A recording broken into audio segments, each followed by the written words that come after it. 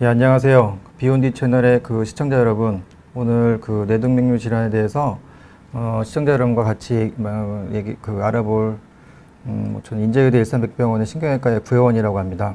만나봐서 반갑고요. 오늘은 뇌동맥류 질환에 대해서 한번 살펴보도록 하겠습니다. 요즘 최근에 뇌동맥류 질환이 언론에 굉장히 많이 소개되고 있는데요. 시진핑 주석이 동맥류에 대해서 고생하고 있다, 이런 기사가 있고요. 그다음에 최근에 또 우리 굉장히 유명한 강수연 배우가 갑작스러운 뇌출혈로 사망하였죠. 원인 자체는 정확하게는 밝혀져 있지는 않았지만 뇌동맥류의 파열의 가능성이 높겠다, 이런 언론들이 보도가 많이 있었습니다. 그다음에 최근에는 우리나라에서 가장 큰 아산병원에서 근무하고 있던 간호사가 출혈로, 뇌동맥류 파열로 사망한 사건도 있었습니다. 어쨌든 최근에 이런 여러 가지 언론의 주목을 많이 받고 있고요. 이런 여러 가지 언론 때문에 저처럼 이제 뇌동맥류 수술하고 시술하는 의사들이 어떤 현실도 많이 언론에 많이 부각되고 있습니다. 어쨌든 이런 뇌동맥류가 무엇인가 하는 거에 대해서 오늘 한번 살펴볼 건데요. 뇌동맥류는 말 그대로 뇌의 동맥에 생기는 질환입니다. 동맥이라고 하는 것은 뇌에 혈액을 공급하는 우리 상수도 같은 혈관을 동맥이라고 하는데, 이런 동맥이 혈압이 계속 증가하고 그 혈액을 받는 부위가 혈관벽이 약해지면서 이 약해진 부위가 점점 염증이라든지 여러 가지 이제 반응을 보이면서 이렇게 서서히 이렇게 풍선처럼 부풀어 오르게 됩니다. 그 점점 부풀고 어느 순간 이게 꽈리의 모양을 닮았다 해서 우리가 뇌동맥 꽈리라고도 얘기하는데, 이러한 꽈리가 터질 수 있겠습니다. 이런 뇌동맥류가 발생하는 위험 인자로는 고혈압이라든지 당뇨, 흡연, 그다음에 고지혈증, 음주, 고령, 비만 등 여러 가지가 위험제가 될 수 있겠고요. 일반적으로 성별에서는 여성분이 남성분에 비해서 전체 연령대에서 1.5배 정도 높은 걸로 되어 있습니다. 단 40세 미만에서는 남성 비율이 좀 높은 걸로 되어 있고, 이런 파열의 위험성은 전체적인 위험성이 연 1에서 2% 정도로 보고되고 있고, 남성보다는 여성에서 발생 빈도도 높고 파열의 위험성도 또 높은 걸로 호르몬적인 영향이 있다고 볼 수 있겠죠. 그리고 연관지상 어떤 동맥류가 어떤 신경을 압박하면서 갑자기 신경학적 증상이 생긴 경우에도 파열의 위험성이 높은 걸로 알려져 있습니다. 또 크기도 굉장히 중요해서 뇌동맥류의 크기, 위치, 모양이 굉장히 중요한 걸로 많이 밝혀져 있는데요. 7mm 이상의 어떤 뇌동맥류, 그리고 전교통동맥, 후순환계에 있는 기저동맥, 척추동맥 등 어떤 위험한 부위에 있는 경우에는 파열의 위험성이 굉장히 높고, 가족 중에 2명 이상의 동맥류의 가족력이 있는 경우, 그런 경우에 그 파열의 위험성이 굉장히 높은 걸로 되어 있습니다. 특정한 어떤 유전성 질환에서도 동맥류가 잘 발생하고, 또한 파열의 위험성도 더 빨리, 더 이른 나이에 더 작은 동맥류의 크기에서 파열되는 걸로 많이 알려져 있습니다. 지금은 이제 우리 혈관을 가장 뇌의 기저부 쪽에 있는 우리가 서클 오브 윌리스 서클이라고 하는데, 이런 서클에서 가장 많이 생기고 있고요. 그 중에서 이 가운데 센터 라인에서 전교통동맥이라고 합니다. 뇌는 방구로 되어 있는데 양쪽을 이어주는 이 전교통동맥과 앞과 뒤를 이어주는 후교통동맥이라고 하는데, 이쪽 전교통동맥과 후교통동맥, 그리고 이제 뒤쪽에 있는 후순환계에 있는 기저동맥의 제일 위쪽, 이쪽 부위가 이제 파열의 위험성이 상대적으로 높은 걸로 알려져 있습니다. 이거는 예시인데요. 오른쪽에 이렇게 뇌 기저부 쪽에 이거 기저수소라고 하는데, 그리고 실비안 쪽에 이름이 좀 이렇게 어렵습니다. 어쨌든 이쪽 부위로 이렇게 하얗게 보이는 건 우리가 뇌출혈이고, 정확한 이름은 뇌지주막 하출혈입니다. 이 지주막 하출혈이 CT에서 이렇게 보이게 되고, 혈관 검사에서 굉장히 크게 부풀어 있는 뇌동맥류를 확인해 볼 수 있겠습니다. 이런 환자들을 우리가 이제 뇌를 이렇게 꺼내 가지고 이렇게 외국에서는 가끔 사인이 불분명한 경우에 이렇게 이제 환자분을 해부를 할 수 있겠는데요. 여기 보면은 뇌 기저부 쪽에 이렇게 경동맥이 보이고, 이렇게 서클 오브 윌리스라고 아까 말씀드렸던 윌리스 서클이 여기 이제 이렇게 보이는데요. 이쪽에가 이제 출혈이 되면 이렇게 까만 것들은 뇌출혈로 이렇게 보이는 사진입니다. 이런 식으로 출혈이 될 수 있겠는데요. 어쨌든 이런 뇌동맥류가 파열돼서 지주막하 출혈이 발생하면 굉장히 심한 두통을 느낍니다. 그래서 평소에 느껴보지 못했던, 아니면 산통보다 더 심한, 죽을 것 같은, 망치로 얻어맞은 것 같은 이런 이제 증상들을 많이 환자분이 호소하시고, 대부분 동맥류가 파열되면 99% 환자는 다 두통을 호소한다고 보셔야 될 것 같습니다. 그것도 평소에 느끼지 못했던, 그리고 간질로 한 10분 중에 한두 분이 간질로 내원하는 경우가 있겠고, 그 다음에 이제 그에 따른 여러 가지 신경학적 문제로 병원에 내원하게 됩니다. 이런 의식소실과 이런 여러 가지 눈꺼풀이 처진다든지, 동공이 열린다든지, 이런 여러 가지 이제 신경학적 문제로 내원할 수 있겠습니다. 환자분이 응급실에 내원하면 바로 이제 이런 증상을 가지고 의사들은 이제 CT를 찍게 됩니다. 그래서 이렇게 뇌 기저부 쪽에 하얗게 보이는 지주막과 출혈을 확인할 수 있겠고, 그 이외에도 뭐 뇌실내 출혈이라든지 뇌실질내 출혈 같은 것들을 확인하고요. 환자분이 굉장히 심한 두통이 있는데 혈관 CT를 찍었더니 뭐 출혈은 없다. 근데 이제 혈관 검사를 했더니 뇌동맥류가 있는 경우에는 우리가 뇌수를 뽑아서 이제 그 안에 출혈이 있는지를 보게 됩니다. 그래서 요추천자라는 걸 시행해서 진단 가치를 높일 수 있겠고요. 그다음에 영상학적으로는 혈관 CT라든지 뭐 MR 혈관 조영술이나 이런 것들을 외래에서나 아니면 응급실에서 시행을 해서 이렇게 동맥류가 오른쪽에 그 중대뇌 동맥이 있는 게 보이죠. 이게 혈관 CT에서도 굉장히 잘 볼 수 있겠고, MR에서도 같은 위치에 있다는 걸 확인해 볼 수 있겠습니다. 하지만 가장 정확한 검사는 뇌혈관 조영술입니다. 우리 대퇴부 혈관을 천자에서 카테터를 뇌혈관 그 근처까지 올린 다음에 조영제를 직접 쏴서 얻어내는 뇌혈관 조영술이 가장 진단적 가치가 높다고 할 수 있겠습니다. 하지만 이건 침수적 검사이기 때문에 정말 환자분이 뇌동맥류 환자가 치료가 필요하고 정확한 검사가 필요하다고 판단됐을 경우에는 저희가 뇌혈관 조영술을 시행할 수 있습니다. 뇌동맥류 치료는 크게 이제 우리가 이제 그냥 환자분들이 일단 뇌동맥류 크기가 작고 당장에 치료가 필요하지 않다라고 판단되는 경우가 있습니다. 위치적으로도 우리가 경동맥에 시작하는 그 안구 동맥 근처에 상상돌기 근처라고 하는데요. 그 근처에 있는 동맥류는 잘 파열되지 않기 때문에 크기가 작은 경우에는 경과관찰하는 경우도 많고, 물론 다른 부위를 하더라도 크기가 뭐 1, 2mm 되는 동맥류 같은 경우에는 바로 수술적이나 아니면 혈관 내 시술 같은 걸 하지는 않기 때문에 경과관찰을 할 수 있겠습니다. 그 이외에도 뭐 신경외과적으로는 혈관 내 수술이라든지 우리가 흔히 얘기하는 시술이라고 하죠. 뭐 코일색전술이나 그다음에 혈류전환 스텐트라든지 뭐 스텐트 지지를 한 코일색전술, 이런 여러 가지 혈관 내 시술을 통해서 치료를 할 수 있겠고, 그 이외에도 우리가 머리 열어서 하는 개두술을 통해서 클립으로 찝는 외과적 수술이 있겠습니다. 뒤에 다시 자세히 설명을 드릴 건데요. 그럼 이제 어떤 치료를 하는 게 좋을까? 굉장히 고민이 많잖아요. 대부분의 환자분들은 물론 뭐 터져서 오시는 분들은 당연히 사실 선택의 여지는 없습니다. 그 환자분이 당장에 죽고 사는 문제가 걸려 있기 때문에 대부분 그 병원에 당직하는 의사 선생님의 어떤 뭐 더 잘 치료할 수 있는 방법, 그 의사가 뭐 수술에 숙련됐거나 아니면 코일색전술의 숙련도에 따라서 어떤 수술 방법이 결정되는 경우도 많은데, 하지만 우리는 비파열 같은 경우도 굉장히 많습니다. 요즘에 사실은 이런 치료하는 환자들이 파열된 환자보다는 파열되지 않은 우연히 발견된 뇌동맥류 환자들이 훨씬 더 많기 때문에 그런 환자분들은 자기가 수술을 받을지 아니면은 시술을 받을지 선택할 수 있겠습니다. 그런 이런 어떤 치료 방법은 이미 미국에서는 2000년대 초반에 2002년도에 이런 패러다임이 많이 바뀌었습니다. 터져서 오는 환자들은 매우 비슷한데 2003년부터 굉장히 터지지 않은 뇌동맥류 환자들이 굉장히 급격히 증가하겠고요. 이러한 것들은 뭐 여러 가지 검진이라든지 이렇게 많이 활성화돼서 그렇겠죠. 그래서 파열된 동맥류 같은 경우도 2005년을 기점으로 해서 보통은 수술이 굉장히 많았다가 코일색전술과 거의 비슷하게 됐고요. 비파열 같은 경우는 그 전부터 2002년, 2003년부터 이제 그런 코일색전술이 더 많아지는 양상을 볼 수 있습니다. 자, 이런 미국의 어떤 패러다임에 맞춰서 물론 한국에서도 많이 제가 2006년에 처음 신경외과 전공을 시작하고 지금까지 하고 있는데요. 지금 보면은 이제 최근의 데이터만 보더라도 우리나라에서도 색전술이 2017년부터 굉장히 증가하는 걸 볼 수 있겠습니다. 수술은 이제 결찰 수술은 개도를 해서 하는 클립해서 하는 결찰 수술은 거의 비슷하지만 뇌동맥류와 코일색전술은 계속 증가하고 있는 걸 알 수 있겠습니다. 사실 이런 환자들 이제 코일색전술이, 그래서 저 같은 경우도 이제 거의 제가 전 수술도 하고 이제 시술도 둘 다 코일색전술도 하고 있는데, 저 같은 경우는 사실 90%의 환자에서 코일색전술을 하고 있습니다. 많은 환자들이 실질적으로 코일색전술을 많이 원하고 있고요. 그렇지만 이제 그럼에도 불구하고 이제 코일색전술이 안 되는 환자분들이 있습니다. 그런 경우에는 개두술에서 결찰술을 하게 되는데, 그럼 어떤 환자들을 할 것인가? 모든 환자를 다 할 수 있는 건 아니기 때문에 굉장히 중요했던 전 세계적인 우리 나와 있는 논문 중에서 중요한 논문들 몇 개 소개해 드리면요.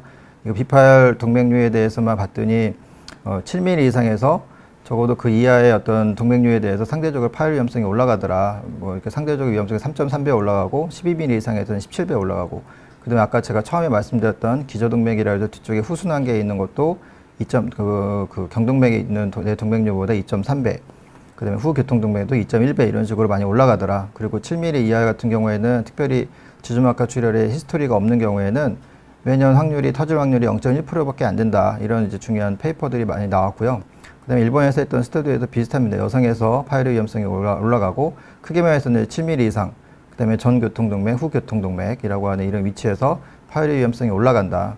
그 도토색이라고 하는 거는 모양이 이렇게 동맥류가 있는데 끝에 조금 더 이렇게 모양이 불규칙하게 자라는 걸 도토색이라고 하는데, 이런 것들이 있는 경우에 파열이 굉장히 올라가더라라고 하는 이런 논문들이 많이 나와서 저희도 지금 학회에서는 그래서 이런 여러 가지 근거를 가지고 5mm 이상에서 치료를 하자 이렇게 이제 권고를 하고 있습니다.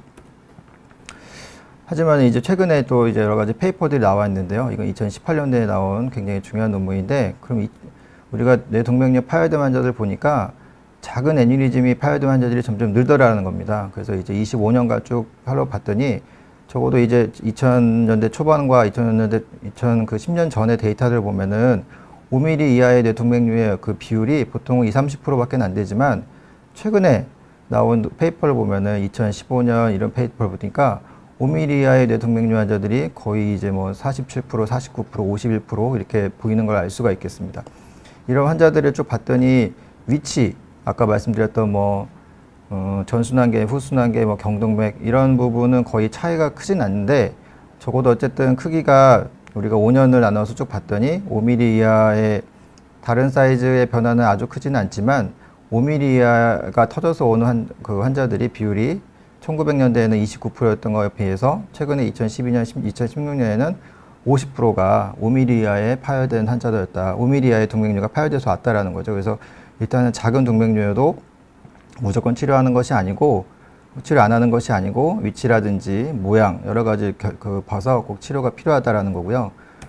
최근에 국내에서 나온 페이퍼는 이제 3mm까지도 한번 봤습니다. 그래서 굉장히 작은 베리 스몰 애뉴리즘이죠. 작은 애뉴리즘이 터져서 왔을 때 특징을 봤더니 여성에서 많더라. 역시나 동맥류의 어떤 발생 빈도라든지 터져서 오는 것이 다 여성에서 많은데, 실제로 더 작은 환자의 동맥류 파열된 것도 여성에서 많고요. 위치에 큰 차이는 없었지만 우리가 뭐 에스펙트 레이쇼라고 해가지고 조금 이제 어려운 말인데, 이 경부의 동맥류의 그 시작하는 부위와 길이의 어떤 비율을 가지고 이렇게 특정한 그 산출하는 값이 있습니다. 그 이 의미는 뭐냐면, 이게 좀 더 이렇게 모양이 길쭉하고 안 좋을수록 더 파열의 위험성이 높아진다는 의미죠. 그래서 어쨌든 이런 그 비율을 가지고 여성인 경우에 3mm 이하여도 이런 그 비율이 이렇게 낮을수록 더 파열의 위험성이 높아진다라는 거를 이렇게 보고요. 그래서 이런 여러 가지 가치를 보고 환자분들 이 값을 보고 환자분을 치료를 할지 말지를 결정하는 게 중요하다고 판단됩니다. 그래서 일단은 다시 치료를 보시면요. 경과관찰은 매년마다 이제 병원에 가시면 선생님들과 매년마다 CT라든지 MR을 통해서 크기나 모양 변화를 확인하는 것이 굉장히 중요하고, 유일하게 우리가 이제 어차피 경과관찰 할 건데 환자분 중에 이제 치료를 못 하시는 분들이 있습니다. 컨디션이 안 좋다든지 너무 고령이거나 파열의 위험성이 높다고 판단되면은, 유일하게 지금 약물 중에서는 인간을 대상으로, 사람을 대상으로 한 실험에서는 아스피린만 어떤 그 동맥류를 형성하거나 크기 증가를 시키거나 파열의 위험성을 낮출 수 있다라는 그런 그 의미 있는 데이터를 보이고 있고요. 그 이외에는 여전히 이제 쥐 실험을 통해서만 아직 밝혀져 있고, 아직은 이제 그 임상 실험 중에 있는 걸로 알려져 있습니다. 뇌동맥류의 치료는 아까 말씀드렸던 이제 그 이외에 이제 혈관내 수술이 있는데, 혈관내 수술이라고 하는 것은 개두를 하지 않고 대퇴부를 통해서 이런 도관을 삽입을 합니다. 미세도관을 지금 보이지는 않지만 이렇게 쭉, 이 환자 같은 경우에는 이 기저동맥의 끝부분에 이렇게 이제 위로 솟아있는 동맥류가 보이고요. 미세도관을 2개를 삽입한 겁니다. 왜냐하면 경부가 넓기 때문에, 사실은 경부가 넓은 경우에는 스텐트를 삽입해가지고 스텐트를 딱 지지해주고 코일을 삽입하는 게 가장 안전하긴 하지만, 카테터를 2개를 삽입해서 2개 삽입하는 거를 이렇게 하나하나 이렇게 왔다 갔다 하면서 코일을 삽입하게 되면은 코일을 2개를 이렇게 2개가 이렇게 코일이 얽히면서 잘 빠지지 않습니다. 그래서 이런 그 2개의 그 2개의 미세도관을 삽입해가지고 고혈색 전술을 한 사진을 볼 수 있겠습니다. 이 환자 같은 경우도 부위는 아까랑 비슷합니다. 기저동맥 위쪽에 있는 이렇게 동맥류가 있고요. 이렇게 도토색이라고 해서 아까 이렇게 모양이 불규칙한 것도 같이 보이고 있고요. 이 환자 같은 경우에는 카테터 하나 넣어서 코일을 하는 와중에 목이 굉장히 넓고, 이렇게 지금 보이는 게 이제 후대뇌동맥인데, 이 후대뇌동맥 쪽으로 코일이 빠질 수 있기 때문에 카테터를 이 왼쪽에 후대뇌동맥에 삽입한 다음에 스텐트를 이렇게 지금 깔은 모습입니다. 스텐트의 모습은 지금 이 빨간 선처럼 이렇게 보일 수 있는, 여기서 보이진 않지만 빨간 이 선처럼 스텐트가 삽입이 된 거고요. 그런 다음에 이제 코일을 더 많이 채우면은 이 안쪽에 혈전이 유도되고 그 안에 이제 혈류가 들어가지 않으면서 막히게 됩니다. 모식적으로는 이렇게 스텐트 삽입하고 여기 이렇게 동맥류처럼 튀어나온 곳에 코일이 삽입되는 그런 모습으로 스텐트 지지되는 코일 색전술입니다. 먼저 앞서 말씀드린 대로 이렇게 동맥류에 카테터를 넣고 스텐트 깐 다음에 코일을 꽉 삽입할 수 있겠습니다. 근데 이런 스텐트를 삽입해서 하는 그 코일 색전술 같은 경우에는 스텐트 내에는 혈전이나 이런 게 잘 생길 수 있기 때문에 이런 아스피린이라든지 이런 클로피도그렐이라고 하는 항혈소판제를 초반에 이제 두 가지를 보통 1에서 3개월 정도 쓰고요. 그 이외에는 적어도 한 가지를 1년에서 1년 반 이상 약물을 투여하는 것이 좋기 때문에 그래 혈전이 잘 생성되지 않습니다. 그래서 가급적이면은 스텐트를 쓰지 않고 코일 색전술하는 게 가장 좋은데 부득이하게 써야 되는 경우에는 스텐트를 삽입해서 하는 경우가 안전하다고 볼 수 있겠습니다. 동맥류가 이제 좀 크기가 큰 경우가 있습니다. 과거에는 불과 이제 몇 개월 전만 해도 15mm였는데 최근에 이제 10mm까지 이 혈류 전환 스텐트라는 걸 넣을 수 있는데요. 이거는 기존에 앞서 보여드렸던 스텐트보다는 이 굉장히 더 촘촘한 스텐트입니다. 그래서 코일을 쓰지 않고도 이 정상적인 그 경동맥에다 아니면 경동맥이나 이 모동맥이죠. 그 동맥류가 자라난 모동맥에다가 이런 스텐트만 깔아주는 것만으로도 바로 막히진 않지만 적어도 3개월 경관 CT상에서도 모양이 변했죠. 그리고 6개월 이후에 시행한 혈관 조영술에서 동맥류가 아예 없어진 걸 확인할 수 있습니다. 이 혈류전환 스텐트는 우리나라 보험이나 여러 가지 기준 때문에 10mm 이상에서만 지금 사용할 수 있게 되어 있고요. 그리고 파열된 동맥류에서는 사용하지 못하게 되어 있습니다. 왜냐하면 바로 동맥류가 막히는 게 아니기 때문에 비파열 환자들만 사용할 수 있겠고요. 이런 경우에도 마찬가지로 아까 말씀드렸던 아스피린이라든지 클로피도를 같은 항혈소판제를 약물을 투여를 해야 됩니다. 자, 이런 이제 시술로 통해서 우리가 이제 혈관 내 수술이라고 하는 코일 색전술이나 이런 걸로 치료를 하는 것이 이제 가장 요즘에 사실은 치료에 가장 선택을 많이 하는 치료 방법 중에 하나고, 자, 그럼에도 불구하고 꼭 수술이 필요한 경우가 있습니다. 여기 보시는 것처럼 이제 중대뇌동맥이라고 하는 곳에 있는 동맥류인데요. 한 4, 5mm 정도 되는 동맥류고, 이 동맥류에서 이렇게 혈관에 브랜치가 나가고 있습니다. 자, 이 혈관에 브랜치가 여기서 나간다 그러면 만일 아까 앞서 말씀드린 대로 보여드린 대로 여기다 코일 메꾸게 되면 이 혈관도 같이 막히겠죠. 자, 이런 경우에는 이제 선택의 여지가 없기 때문에 이거 개두를 하게 됩니다. 개두는 주로 이렇게 헤어라인 안쪽으로 보이지 않는 부위에 상처를 내고, 여기 뼈는 여기 우리 관자노이라고 하죠. 이쪽에 이렇게 한 뭐 4, 5cm 정도 뼈를 연 다음에 전두엽과 축두엽 사이를 벌리게 되면 아까 이 환자분의 사진이 이제 이렇게 보이게 됩니다. 그래서 그러니까 물려있는 사진이 아까 이렇게 동맥류에 물려있는 사진이 이렇게 보이게 되고요. 동맥류가 이렇게 보이게 되면 박리를 하는 겁니다. 이 혈관 주변에 있는 이런 막 같은 게 원래는 다 여기 쌓여 있었는데 막을 싹싹싹 벌리면은 벌어지게 되고, 이 벌어지게 되면서 동맥류가 노출이 되면 이런 클립으로 이렇게 찢게 됩니다. 그래서 클립으로 찢게 되면은 동맥류가 짜부되면서 입구가 완전히 막히게 되겠죠. 그리고 혈관 우리 수술방 안에서 이렇게 전자현미경을 통해서 우리가 ICG라고 하는 건데, 이런 인도사이닌 그린을 이렇게 혈관 내에 주면 마치 아까 조영술한 것처럼 똑같이 이렇게 이제 혈관 내에 차면서 동맥류 안으로 이런 그 혈류가 들어가는지, 그리고 주변에 있는 혈관에 혈류가 잘 가는지를 수술방에서도 확인할 수 있습니다. 그 수술 이후에 동맥류가 보이지 않는 사진이고요. 자, 이런 어쨌든 내 동맥류 같은 경우에는 환자분이 터져서 오시는 환자분들 보면요, 전조 증상이 사실은 없는 경우가 많습니다. 그래서 내가 물론 뭐 2, 3일 전부터 좀 두통이 있었다 하고 오시는 분들이 한 1, 20% 되는 반면에 대부분 환자분들은 갑작스러운 출혈을 겪게 되기 때문에 굉장히 많이 힘들고요. 가족도 많이 힘듭니다. 그래서 일단은 이거를 조기 발견하는 것이 가장 중요하다고 생각이 되고, 환자분이 어떤 혈관성 위험인자인 혈압이라든지 당뇨라든지 고지혈증, 술, 담배 같은 걸 많이 하시는 분이라든지 과도한 스트레스가 있다든지 그러면서 이제 두통이 중간에 자주 이제 생기는 환자분들 같은 경우에는 우리가 검진할 걸 조기 발견을 위해서 뇌 CT나 MR 통해서 검진해서 확인할 것을 권유하고 있고요. 특히 가족력이 있는 경우, 아까 말씀드렸던 것처럼 가족 중에 2명 이상이 뇌동맥류가 있다 그러면 나이가 뭐 젊더라도 30, 40대를 하더라도 저 같은 경우에는 혈관 CT를 한번 시행할 거를 권하고 있습니다. 아까 말씀드렸던 것처럼 평소 경험하지 못한 두통이 갑자기 발생한 경우, 이런 경우에는 반드시 혈관 CT를, 혈관 검사를, 혈관 MR이나 이런 것들 검사를 해서 확인을 하셔야 됩니다. 네, 이제 마지막으로 정리인데요. 뇌동맥류는 어떤 환자를 치료해야 되냐? 뭐 5mm 이상인 경우에는 지금 반드시 치료하십시오 라고 많이 얘기를 하고 있습니다. 그리고 위치에 따른 파열 위험성이 달라지기 때문에 반드시 전문의와 상의하고, 특히 뇌혈관 조영술을 해서 뭐 위치에 따라서 그리고 모양에 따라서 반드시 확인을 하셔야 됩니다. CT나 MR에서 2, 3mm 정도 보인다고 해서 그게 다 2, 3mm가 아닌 경우도 많습니다. 뇌혈관 조영술을 하게 되면 뒤쪽에 숨어 있는 블랙 조금만 색이 같이 동반되어 있다든지 좀 뷰가 각도에 따라서 또 더 길게 나타나는 경우도 많이 있기 때문에요. 반드시 그 전문의와 상의해서 결정하시는 게 좋을 것 같고, 가족성 뇌동맥류가 있는 경우, 그런 경우에 본인이 동맥류가 있다면 치료할 것을 권유하고 있습니다.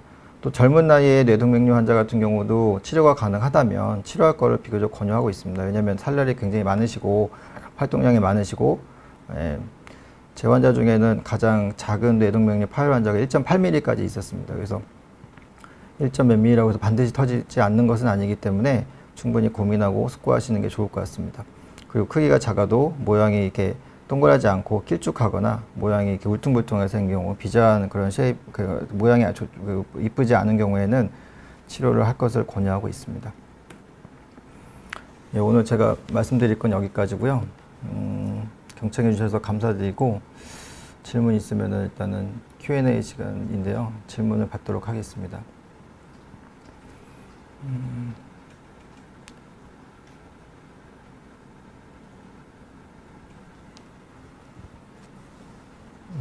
새싹보리님께서, 예, 반갑습니다. 예, 저도 반갑습니다. 그 혈압약 먹는 사람들이 잘 걸리나요? 말씀하셨는데요. 아니, 혈압약 먹는 사람이 더 잘 걸린다는 그런 얘기는 없습니다. 오히려 젊었을 때부터 혈압약을 드시고 관리를 더 잘 하신다 그러면 혈압이 안정되기 때문에 뭐 동맥류나 이런 위험 인자로부터 좀 벗어나는 거기 때문에요. 더 잘 안 걸릴 거라고 생각은 드는데, 어쨌든 뭐 약을 먹는 사람과 먹지 않는 사람, 만약 혈압이 있는데 약을 먹지 않는 사람은 오히려 더 위험할 수 있겠죠 라고 그렇게 생각이 듭니다.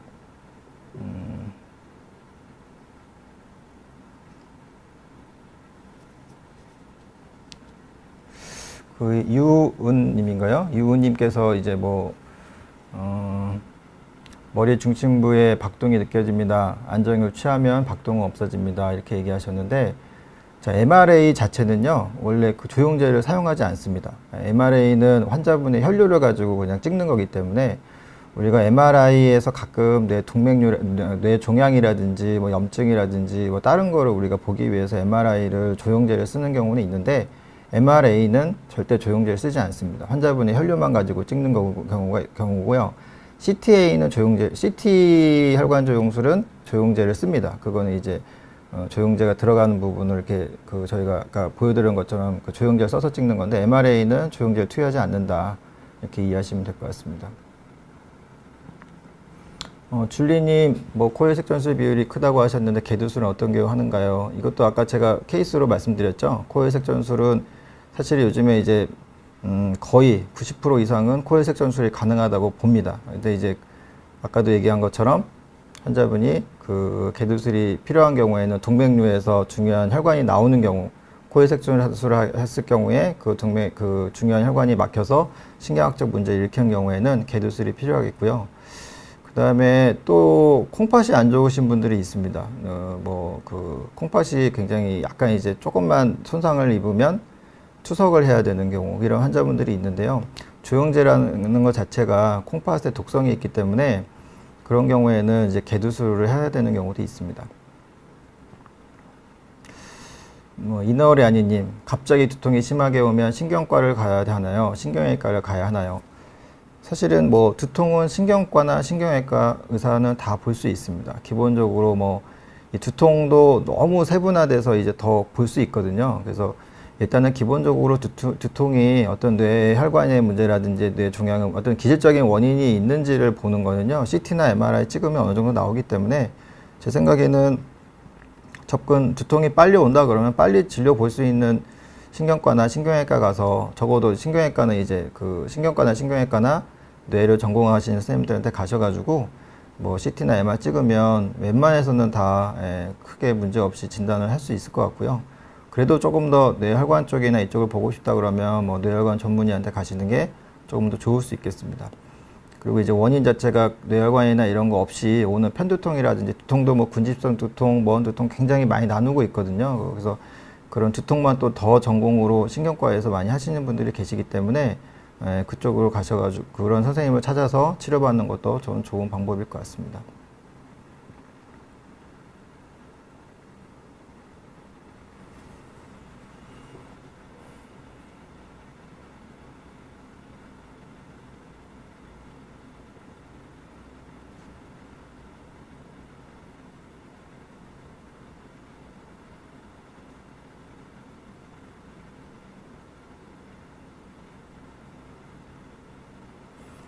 박선자님, 저는 수술한 지 2년 정도 되었습니다. 크기가 12mm 넘어서 위험하다는 소리 듣고 수술, 코에색전술인지는 모르시는 건지요. 하여튼 이렇게 해서 복시 현상도 있으셨고 그 후에 뇌동맥류가 왔고요.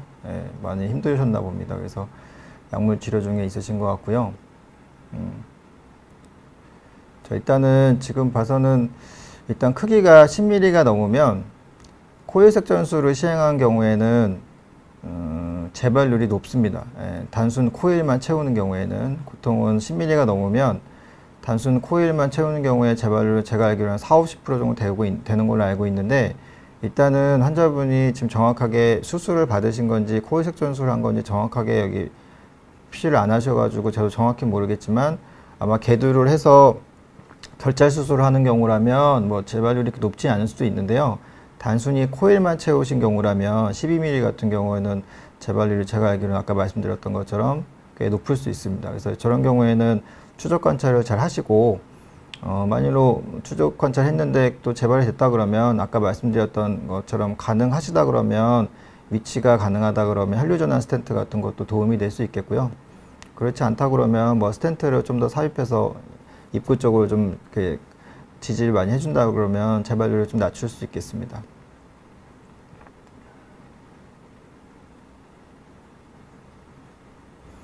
산들바람님, 예, 안녕하세요. 5년 전 이석증 때문에 우연히 발견된 2.3mm였는데 7월에 검사 결과가 3mm가 넘는데요. 3m에 3mm겠죠. 그래서 일단은 크기의 변화가 있으면 저희는 치료를 무조건 권하고 있습니다. 왜냐하면 동맥류가 파열될 때가 주로 크기의 변화가 있을 때, 모양의 변화가 있을 때 파열의 위험성이 굉장히 올라가는 걸로 되어 있는데요. 그렇지만은 이제 3mm가 환자분이 저 찍은 것이 가끔은 그런 경우도 있어요. 5년 전이라 그러면 MRI나 CT가 조금 이전 버전일 가능성이 있거든요. 뭐 말 그대로 뭐 좀 더 전문적으로 얘기하면 뭐 이전 버전 1.5 테슬라 MRI 찍다가 최근에 MRI는 3 테슬라 해상도가 훨씬 좋아졌기 때문에 조금 더 크게 보이는 경우도 있고요.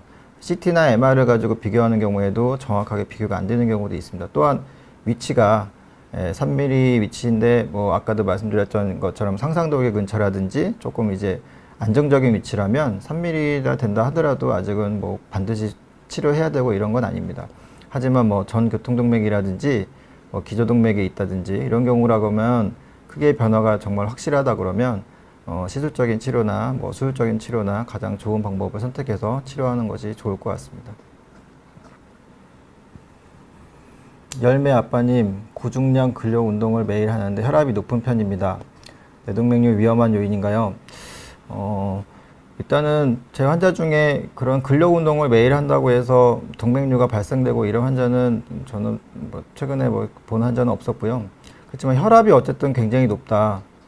저게 이제 혈압이라는 게 잠깐 운동을 한다고 일시적으로 높다고 해서 동맥류가 잘 생기는 건 아닌 것 같고요. 평상시에 운동하지 않고 환자분이 안정적인 상황에서도 굉장히 혈압이 뭐 150, 160, 140 이상 계속 나온다 그런다 그러면 그것 또한 뇌동맥류의 위험인자일 수 있겠습니다. 하지만 뭐 운동할 때 조금 높다 이거 가지고는 위험인자가 될 수 없겠고요.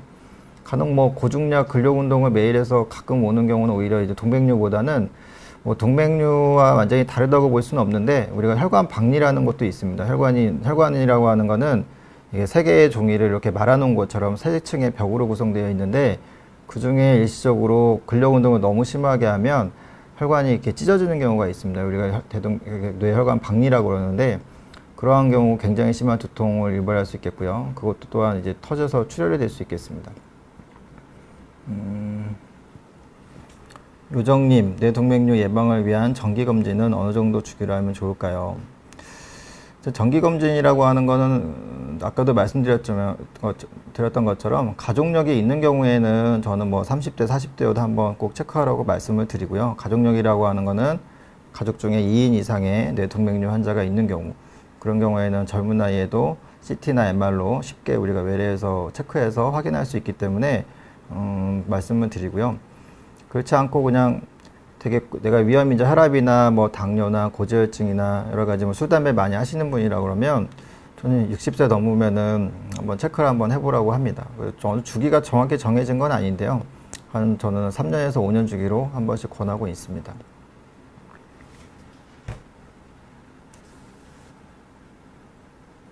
커뮤니티님, 뼈 안에 있는 뇌동맥류의 경우 터져도 문제가 되지 않아 수술적 치료를 하지 않는다고 하는데 그럴 경우 다른 치료법이 있을까요? 그리고 뼈 안에 있는 경우와 아닌 경우는 어떻게 다를까요? 이렇게 말씀하셨는데 뇌동맥류라고 하는 거는 뼈 안에 있다라고 얘기하시는 거 보니까 우리가 결국에는 우리가 경동맥에서 쭉 올라가서 우리가 뇌 두개골 아래쪽에 뼈를 통과하고 뇌 안으로 들어가지 않습니까? 그래서 뼈 안에 있는 동맥류라고 하시는 거 보니까 뇌 안쪽에 있는 동맥류가 아니고 이 아래쪽에 그 뇌로 진입하기 전에 그런 그쪽에 혈관이 부풀어 있는 그런 동맥류를 말씀하시는 것 같아요.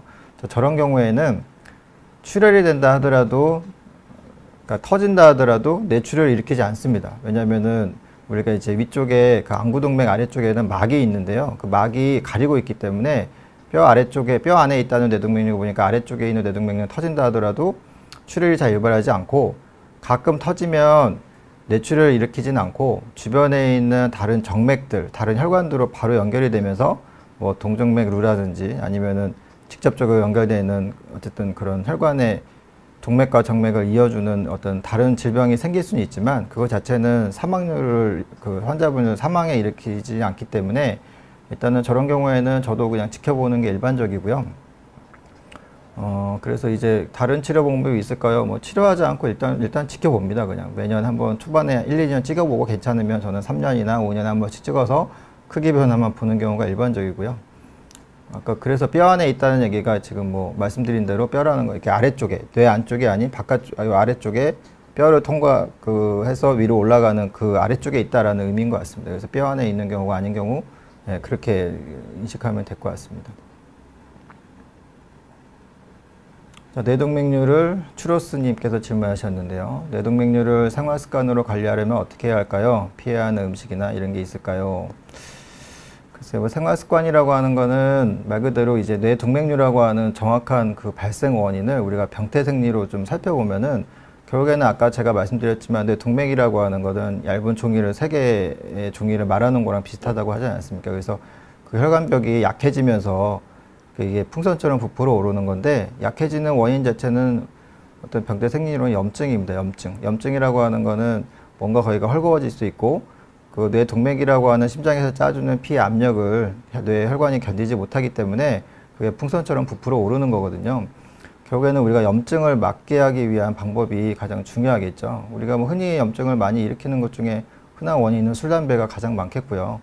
그 다음에 우리가 고지혈증이라든지 동맥경화와 약간은 연관성을 지어서 뭐 너무 밀가루 음식이라든지 너무 단당류 같은 걸 많이 드시면 몸 안에 당이 올라가게 되고 그거 자체가 혈관벽을 약하게 만들기 때문에 그런 것도 뇌동맥류의 원인이 될 수 있겠습니다. 그래서 일단 뭐 생활습관이라고 하는 거는 뭐 특히 남성분들 술, 담배 많이 하시기 때문에 그런 부분에서 좀 관리하시는 게 중요할 것 같고 꼭 피해야 된다라고 말씀은 못 드리지만 어쨌든 너무 밀가루 음식이나 단당류 같은 건 좀 조절하는 게 필요하지 않을까라는 생각이 듭니다.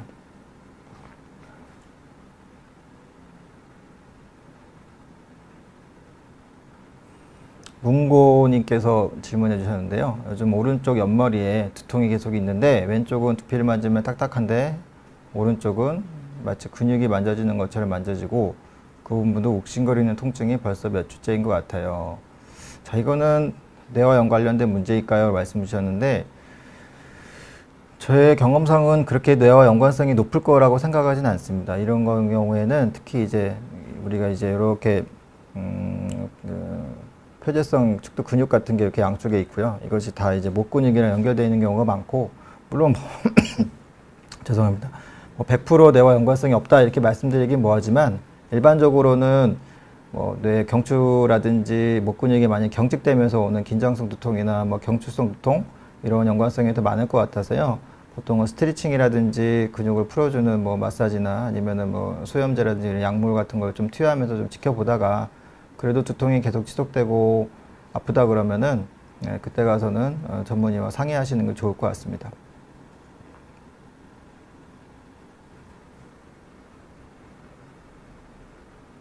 최정원님의 질문은 조금 이해를 제가 정확히 하기 좀 어려울 것 같고,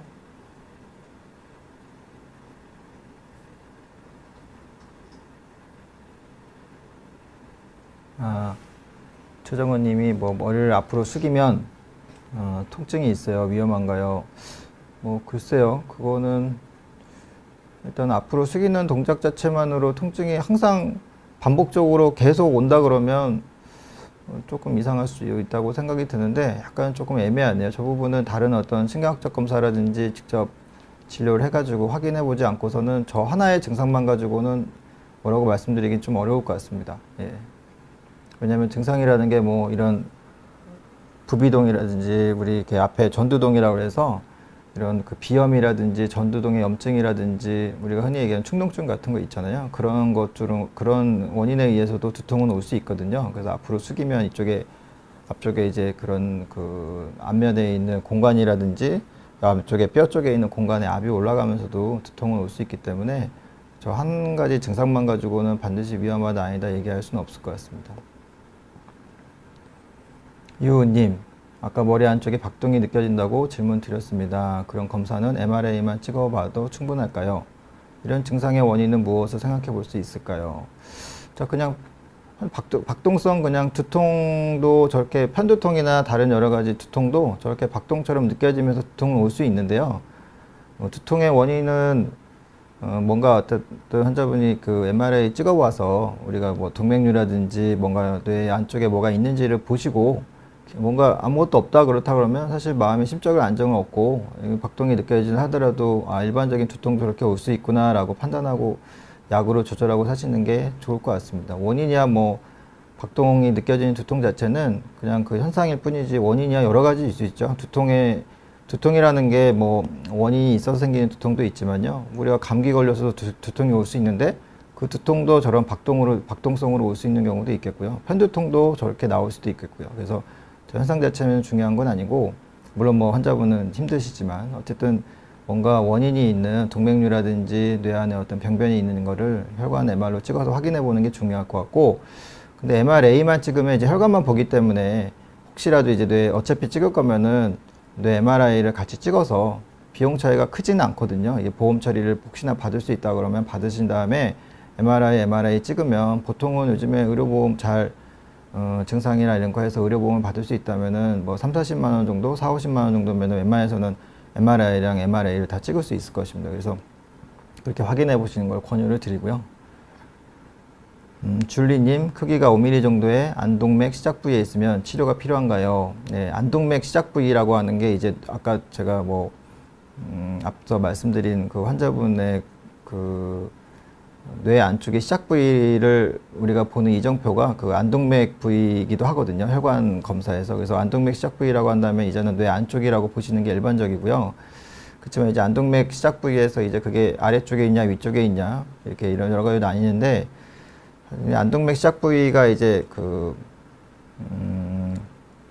상상도리 근처에 그 아래쪽에 있다 그러면 좀 안정적이긴 합니다. 사실은 5mm의 그 뇌동맥류를 하더라도 아래쪽으로 있는 우리가 그 파라클리노이드 애뉴리즘이라고 하는데 상상도리 근처의 뇌동맥류의 안정적인 위치, 안정적인 모양이라고 한다면 반드시 치료가 당장 급하고 이런 건 아니지만 그래도 이게 크기의 변화가 생길 수 있고, 그래도 간간이 가끔씩은 시술하면서 파열의 위험성이나 이런 게 좀 있다고는 돼 있어서 어쨌든 저희가 5mm 이상이 된다 그러면 사실 저 같은 경우는 치료를 권하긴 합니다. 그리고 또 하나는 그 상상돌기 근처에 있는 안쪽으로 이렇게 그 혈관이 꼬부라지면서 있는 안쪽으로 이렇게 있는 동맥류 같은 경우에는 코회색 전술이 물론 뭐 의사들마다 다 다르긴 하겠지만 비교적 굉장히 저 기준으로는 좀 굉장히 간단하거든요. 그래서 1시간 이내로 거의 끝나는 경우가 대부분이고요.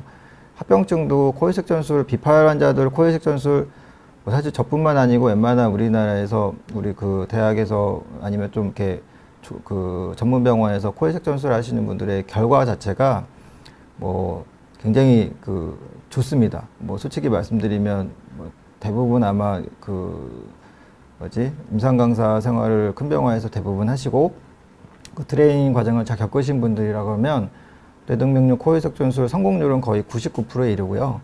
나이가 이제 아주 고령이 7, 80대가 아니고 웬만한 뭐 70대 중반 그 이하의 좀 비교적 괜찮으신 분들이라고 하면 합병증도 거의 뭐 0. 몇 %이기 때문에 사실은 시술이 너무 불안하거나 그렇다고 한다면 뭐 크게 하는 데는 전 문제 없을 거라고 생각이 듭니다.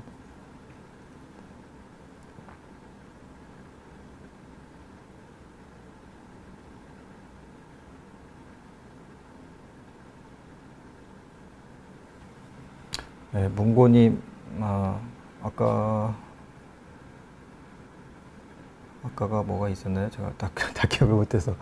어쨌든, 그리고 저 부분 말고도 오른쪽에 두통이 생긴 지는 생각보다 오래되긴 했는데, 대략 1, 2년 정도요. 이런 두통이 오면서 오른쪽 귀에 이명도 왔습니다. 일단 정상 청력이고요. 만약 문제가 있어 보인다면 검사 시 MR을 해보는 게 좋을까요? 일단 청력이 정상이라 하더라도 이명과 또 청력은 조금 다른 거잖아요. 그래서 어쨌든 이명은 퇴행성이고 연세가 들면서 올 수도 있는 거고 그럼에도 불구하고 청력은 정상일 수 있습니다. 어쨌든 환자분이 두통이 오래 가고 이명도 있고 뭐 여러 가지가 있다 그러면 연세가 어떻게 되시는지 모르겠는데 나이가 좀 있으시다 그러면 MRI는 저는 한번 하는 건 나쁠 거라고 생각이 들고요. 뇌 안에 혈관에는 이런 동맥류뿐만 있는 게 아니고요. 저는 이명이라든지 이렇게 일으키는 혈관의 어떤 기형이라든지 동정맥류 같은 비정상적인 혈관이 증식돼서 오는 질병들도 있거든요. 혈관병들은 이거 제가 말씀드린 오늘 뇌동맥류 외에도 굉장히 많은 질병들이 많이 있기 때문에 MR은 증상이 오래 된다고 그런다 그러면 한번 체크해 보는 거 저는 권유를 드립니다. 자, 추로스님, 뇌동맥류 터졌을 때 대처법은 뭔가요? 터졌을 때 증상과 대처법이 중요합니다. 예, 오늘 굉장히 많이 설명을 드렸는데 터졌다. 그러면 뭐 대처법이 뭔가요? 그냥 바로 119 콜을 하셔야 됩니다. 빨리 병원에 오시는 게 중요하고요. 자기가 뭔가 대처할 수 있는 게 아무것도 없습니다. 오히려 섣불리 내가 이거 뭘 해봐야지 이렇게 하시는 게 아니고 터졌다 그러면 제가 아까 말씀드렸던 99%의 환자는 굉장히 심한 두통이 옵니다. 이거 뭐 평소에 느껴보지 않았던 정보를 망치로 얻어맞는 것 같은 통증이 오는데 일단 그런 증상이 오면 빨리 119 콜하고 굉장히 안정된 장세, 편안하게 좀 안정된 취하시고 혈압 높지 않게 가만히 그 안정 취하는 게 가장 중요하고요. 대처법은 없습니다. 바로 119 불러서 빨리 병원에 오셔야 되고 왜냐하면 동맥류가 터지면 일반적으로 사망률은 20에서 25%입니다. 그래서 일단은 터지는 순간에 10분 중에 2분은 바로 뇌사로 진행이 되는 겁니다. 그래서 더 이상 손 쓸 수 없기 때문에 빨리 병원에 오는 게 중요하고 너무 늦게 오거나 자기가 뭔가 다른 방법을 취해서 뭔가 해보겠다고 기다렸다가 재치료를 되는 경우에는 50%가 사망합니다. 그래서 굉장히 그래서 동맥류가 무서운 병이고 어쨌든 치료가 늦어지고 재치료되고 안 좋으면은 일반적으로는 우리가 20에서 30%는 돌아가시고 나머지 20에서 30%는 또 침상생활 하십니다. 정상으로 되시는 환자들이 보통 40% 정도고요. 그래서 일단은 터졌다. 그럼 빨리 병원에 오시는 게 가장 좋은 대처법이고요. 본인이 그렇게 터져서 내가 이상하구나 라는 걸 인지하는 것만으로도 사실은 굉장히 축복입니다. 대부분 환자분들은 간질을 한다든지 의식을 잃는 경우가 굉장히 많고요. 그래서 좋지 않은 경우가 사실은 되게 많습니다.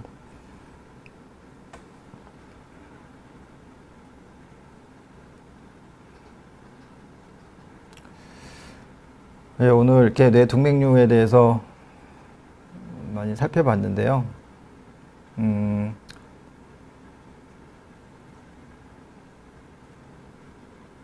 한 번 더 질문 있나요? 예, 문고님께서 그 동맥류 터졌을 때 통증이 편두통처럼 일시적으로 오는 건가요? 아니면 계속 그런 통증이 지속적으로 느껴지는 건가요? 저도 일전에 망치로 맞는 듯한 깜짝 놀랄만한 통증이 한 번 있었는데 순간적으로 들고 사라졌거든요. 예, 일단 동맥류가 터지면 통증이 순간 굉장히 확 오면서 그 심한 그 통증의 양상이 10이라고 하면 금방 제로가 되지는 않습니다. 뇌동맥류 터지면 출혈 나와 있는 출혈이 있기 때문에 그것이 한 2주에서 3주간 적어도 한 6, 7, 7, 8 정도의 통증이 우리가 통증이 10이 제일 심하다고 한다면 7, 8에서 6, 7, 8 이 정도의 통증이 계속 지속됩니다. 뇌동맥이 터지면 그때는 이제 내가 심하게 두통이 오고 금방 사라지고 이런 거는 다른 원인으로도 올 수 있습니다. 뭐 혈관의 연축이라든지 아니면 뭐 어떤 신경이 갑자기 순간 눌렸다가 없어졌다든지 뭐 다른 여러 가지 원인이 있을 수 있겠죠. 뭐 편두통도 있을 수 있겠고. 하지만 동맥류가 터지면 적어도 그 통증이 쉽게 없어지진 않는다. 적어도 그것도 꽤 센 강도로 유지가 되기 때문에 어쨌든 그런 거를 내가 고민하고 생각할 필요는 없습니다. 어쨌든 이전처럼 굉장히 심한 두통이 있었다면 일단 확인하는 게 가장 좋습니다. 왜냐면 그렇게 나 괜찮겠지 하고 기다렸다가 지출돼서 오시는 분들이 병원에는 꽤 있거든요. 그래서 그런 분들이 빨리 오셨다고 그런다면 더 좋은 예후를 가질 수 있는데 항상 이렇게 늦게 오시는 분들이 있어서 항상 마음이 아픕니다. 예, 어쨌든 갑작스러운 두통이 왔다. 평소에 느껴보지 않는다. 이런 경우라면 특히 이제 성인 같은 경우는 뭐 변비, 대변보다 이런 경우 있겠고요. 그 다음에 이제 부부관계라든지 이런 경우에 꽤 케이스가 많고요. 그 다음에 뭐 심한 운동을 하는 경우에도 있는데 물론 심한 운동하는 경우에는 이제 동맥류가 갖고 있는 게 터지는 경우도 있지만 혈관 박리라든지 다른 원인도 있겠습니다. 어쨌든 그런 심한 두통이 있을 경우에는 바로 빨리 병원에 내원하실 걸 권유합니다. 일단은 오늘 이렇게 비욘디 채널에서 같이 뇌동맥류에 대해서 알아봤는데요. 참 좋은 유익한 시간이었던 것 같습니다. 어쨌든 감사드리고 다음에 또 뵙도록 하겠습니다. 감사합니다.